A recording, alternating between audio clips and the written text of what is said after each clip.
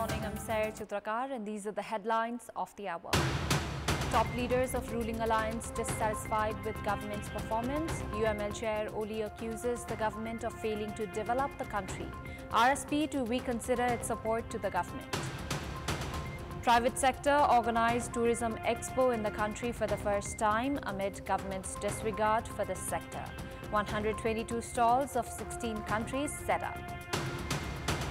Israeli forces destroyed dozens of homes in Rafah following an attack by Hamas fighters that killed 8 Israeli soldiers. At least 28 Palestinians killed in Israeli bombings in the north.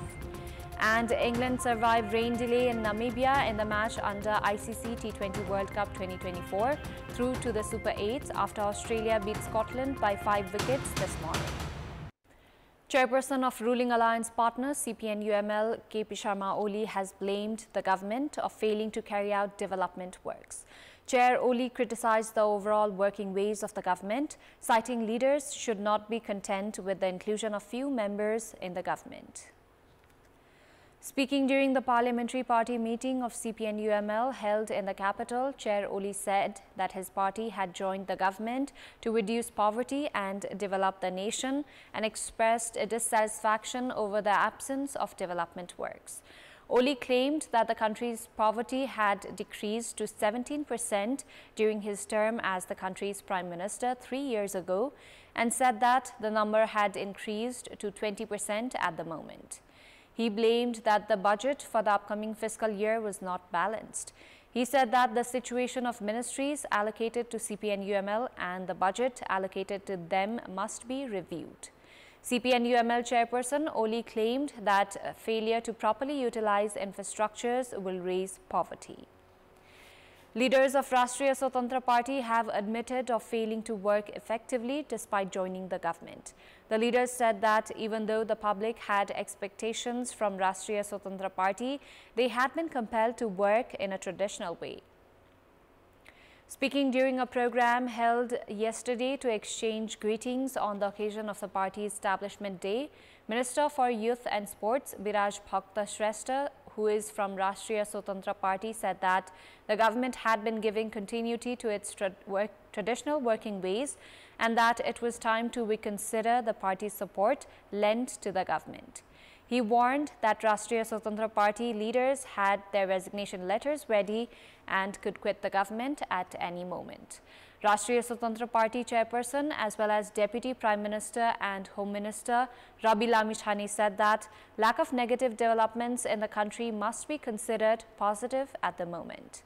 He said that Rashtriya Swatantra Party had not done anything against a national interest in the 100 days since joining the government, but admitted that they have failed to uplift the living standard of the general public. RSP Vice Chairperson Swarnim Wagle stressed on the difficulty in reaching the lower level community due to the weakness of the union. The remarks made by leaders of Rashtriya Swatantra Party have hinted towards the conflict within the ruling alliance. The President Chure Tarai Madesh Conservation Development Committee is observing the 10th Chure Observation Day today, in fact 10th Chure Conservation Day today on the occasion of its establishment. The committee and other concerned entities are celebrating the day by planting trees in the nearby area and conducting awareness programs. The government had formed the committee a decade ago on 6th of June 2014. Chure range that encompasses 37 districts from Ilam in the east and Kanchanpur in the west accounts for 12.78% of the country's total area. The Chure region is geographically fragile, receives extreme rainfall and is prone to earthquake. However, it is rich in biodiversity and a home to endangered species. Unplanned settlement, deforestation, forest fires, open grazing and illegal mining has made this region more fragile.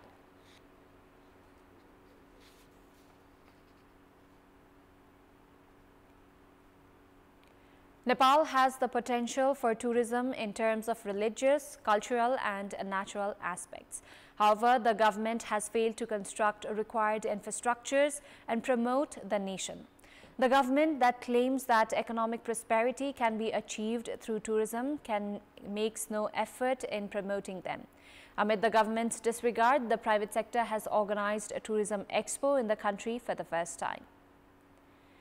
The international level tourism expo has been organized in the historical city of Kathmandu. 122 stalls of 16 different countries have been set up for the expo. Government officials as well as business persons used to go for foreign visits to participate in such expos. Meanwhile, tourism entrepreneurs of different countries have been drawn to Nepal this time around. Various stalls of Bhutan, Malaysia, Singapore, Bangladesh, Thailand, Taiwan and India among other countries have been set up. Likewise, cable car, bungee, paragliding among other adventure tourism businesses as well as resorts and five-star hotels from hospitality sector have participated in the expo. In the meantime, tourism entrepreneurs have been elated as the international level expo has been organized in Nepal. They have expressed confidence that this will contribute in building partnerships with foreign tourism entrepreneurs and increase tourists in Nepal.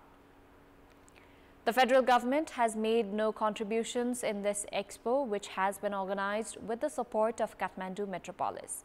Cultural dances, delicacies and handicrafts are the highlights of the Metropolis's stall.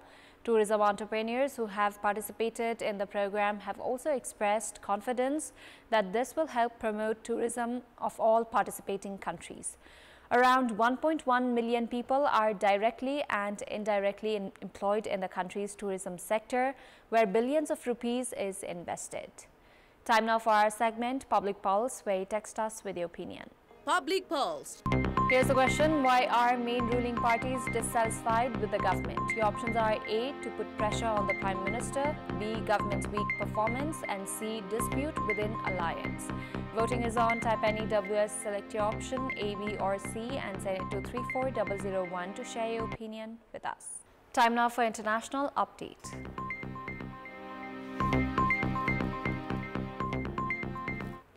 Israeli forces have burned and demolished dozens of homes in Rafah in the south of the Gaza Strip following an attack by Hamas fighters that killed 8 Israeli soldiers.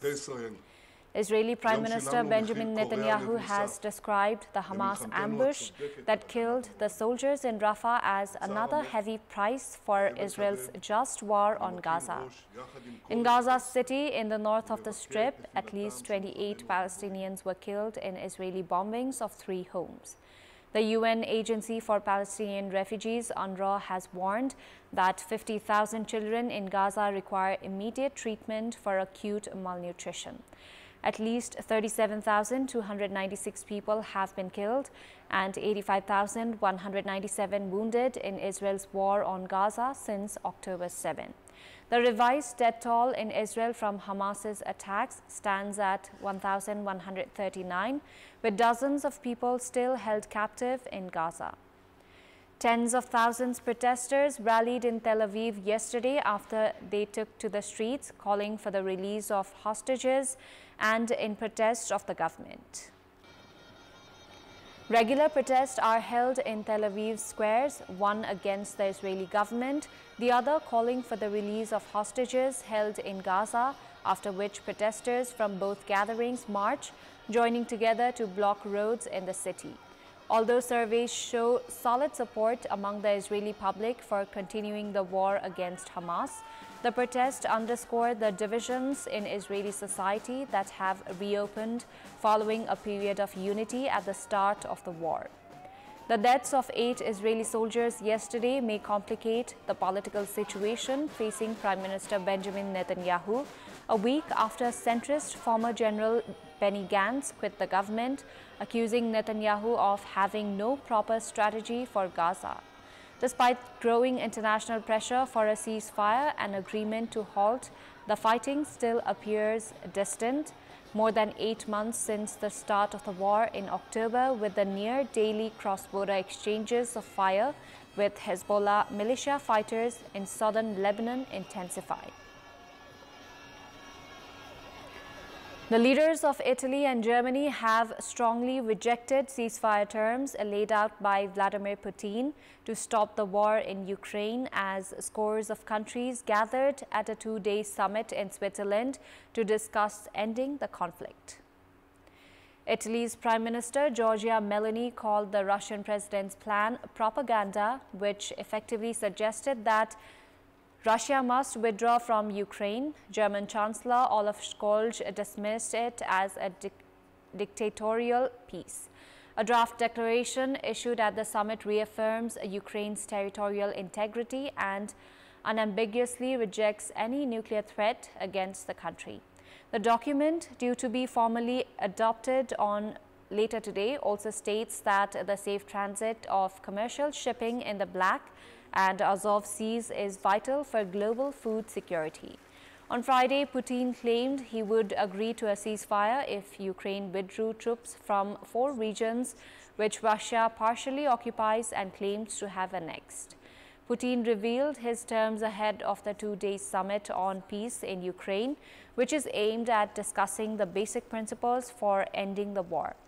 More than 90 countries and global institutions are attending the event. It is the biggest gathering for Ukraine since the full-scale invasion. But Russia has not invited, and China, a key ally of Russia, is not attending, so expectations of significant progress at this stage are low. Thousands of women protested against a bill advancing in Brazil's Conservative Congress that would equate abortions after 22 weeks of pregnancy to homicide and establish sentences of 6 to 20 years in prison. Demonstrators marched along Sao Paulo's main Paulista Avenue carrying banners rejecting the proposal, which they call the most repressive approach to women's reproductive rights in decades. People of all ages, including many retirees and children, filled the streets chanting, "A child is not a mother, a rapist is not a father." Abortion is allowed in Brazil only in cases of rape, fetal deformation, or when the mother's life is in danger. If the bill backed by evangelical lawmakers becomes law, abortions by rape victims would be considered homicide after 22 weeks gestation. Feminist groups argue that the changes would greatly impact children abused by family members. Such children, often lacking the understanding or support to recognize themselves as crime victims, frequently discover their pregnancies late.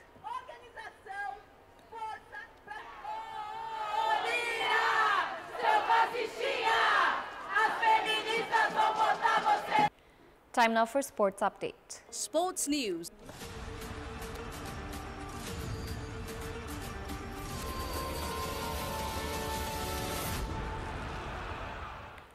Australia shattered Scottish dream in their final group stage game after they registered 5-wicket win over Scotland at St. Lucia this morning. Set a target of 181 runs, Australia were in deep trouble at one stage, reeling at 60 for 3 in the 9th over before Travis Head and Marcus Stoinis dragged the side back in contention. Australia had already sealed their entry to the next stage, but they now go into the next round with an unbeaten record. It was a game where victory could have sent the Scots to the Super 8 stage. Earlier, riding on batting heroics from Brandon McMullen with 60 runs off 34 balls, George Munsey 35 and skipper Richie Berrington with 42, Scotland managed to set Australia a target of 181. McMullen blasted a 26-ball half-century before being dismissed for 60 runs, while Munsey scored 35 runs as they set up Scotland for a big total.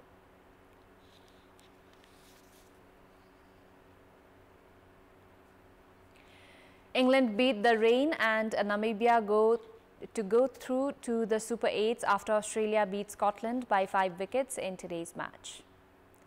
The weather threatened to wash the match out entirely, a scenario that would have eliminated England, but eventually the clouds cleared to allow a frantic shortened contest.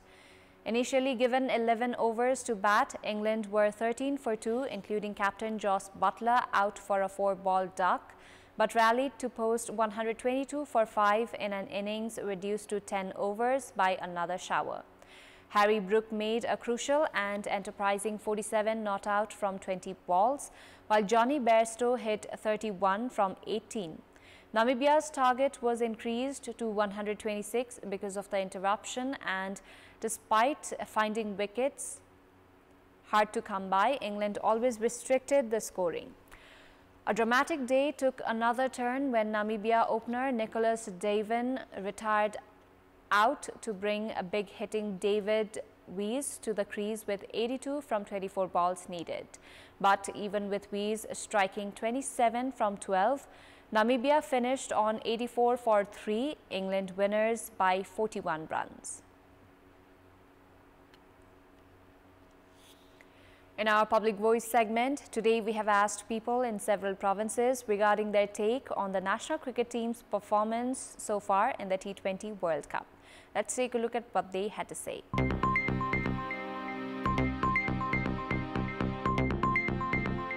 डिकक हैन त्यसपछि Klaasen जस्ता ब्याट्सम्यानहरुलाई चाहिँ single डिजिटमा रोकेको छ यो नै नेपालको लागि एकदम राम्रो कुरा हो त्यस्तो शक्तिशाली देशसँग हाम्रो जस्तो खेलाडीमा लगानी नभएको देशले एक रनले हार्नु भनेको हाम्रो लागि त्यही पनि हामी जितेछ र हो आफ्नो जुन प्रदर्शन उहाँले आजको साउथ अफ्रिका जस्तो बलियो टिममाथि देखाउनु भएको छ एकदमै प्रशंसायोग्य एकदमै सराहनीय चाहिँ लागेको छ नेपालको उत्कृष्ट बलिङ प्रदर्शन उत्कृष्ट फिल्डिङ प्रदर्शनका बावजुद नेपालले एक रनले हार्न पुगेको छ त्यो हार हैन हाम्रो लागि जित नै हो साउथ अफ्रिकासँग राम्रो चाहिँ प्रदर्शन गरिरहेथ्यो पहिलो इनिङ चाहिँ राम्रै खेलेको थियो बलिङ चाहिँ अब दोस्रोमा चाहिँ खै के भयो एक रनले हार्दाखेरि चाहिँ नराम्रो लाग्यो जितेको भए धेरै खुसी लाग्थ्यो हार्यो नराम्रो लाग्यो अहिलेसम्मको प्रदर्शन निकै राम्रो छ प्रदर्शन त राम्रो थियो तर जितेन दुःख लाग्यो नेपालको गेम धेरै नै राम्रो लाग्यो मलाई चाहिँ पहिला हेरी धेरै नै सुधारेको छ बलिङ लाइनअप निकै राम्रो छ ब्याटिङमा केही कमी कमजोरीहरू छन् सरकारबाट त्यस्तो उनीहरूले जुन एउटा हुन्छ नि लगानीको कुराहरू छन् त्यस्तो छैन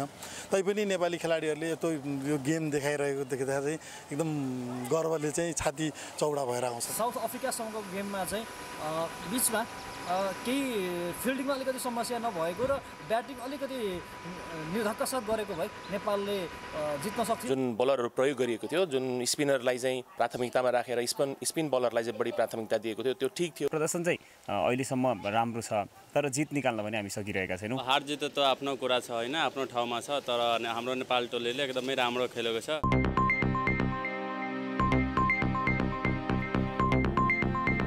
That's all for the moment. Thank you for watching. Good day.